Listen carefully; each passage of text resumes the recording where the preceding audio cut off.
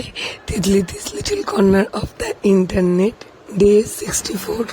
তো আজকের বাইফোঁটা আমরা বেরোচ্ছি প্রায় 4:30 4:45 নাগাদ, 4:45 না 4:30 নাগাদ। তারপরে আমি চলে গেলাম বাড়িতে, ও বেরিয়ে গেল কাজে। তারপর দাদাকে ফটোটা দিলাম, দিয়ে দাদাও বেরিয়ে গেল কাজে। আমরা যাবো দিদার বাড়ি।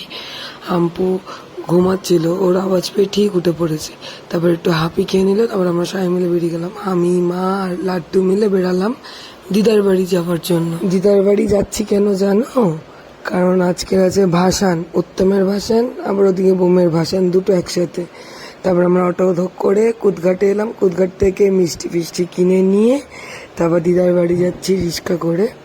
কুদঘাট থেকে রিক্সা ধরেছি, রিক্সা ধরে দিদার বাড়ি চলে এসেছি। দিদার বাড়িতে এখন খাওয়া দাওয়া করবো। একটু লুচি আলুর চচ্চড়ি করেছিল মাসি, করে খাওয়া দাওয়া কমপ্লিট করলাম। লাড্ডুকে টিফিন কমপ্লিট করালাম, করিয়ে নিয়ে গেলাম গোলু মিমির বাড়িতে।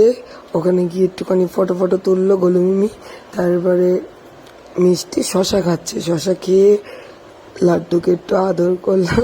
এবার লাড্ডুকে আমি সরিয়ে নিয়েছি যে মিষ্টির কি চিৎকার। তারপরে আমার চৌয়াটি থেকে দাদা বৌদি, দাদার 3 ছেলে মেয়ে মেশো সবাই মিলে এসেছিল ঘুরতে দিদার বাড়িতে। মা মামাকে ফোঁটা দিয়ে দিল, ছোট মামাকে। তারপরে এদিকে চিকেন কষা হয়েছিল, আর এদিকে হয়েছিল আলু বিরিয়ানি। তারপরে জয় গেছিল, ও খাবারটা নিয়ে চলে এসছে বাড়িতে, কারণ ও মাছের গায়ে খায় না। ও স্নান টান কমপ্লিট করে তারপরে গিয়ে খাবে। তারপরে এদিকে মিমি ডাকছে, যাবে না। তারপর বাবা বেরিয়ে গেল, আমরা খাওয়া দাওয়া কমপ্লিট করলাম। লাড্ডুকে ঘুম পাড়ালাম, ঘুম থেকে উঠে একটু দোলনা চললো দিদিভাইয়ের সাথে।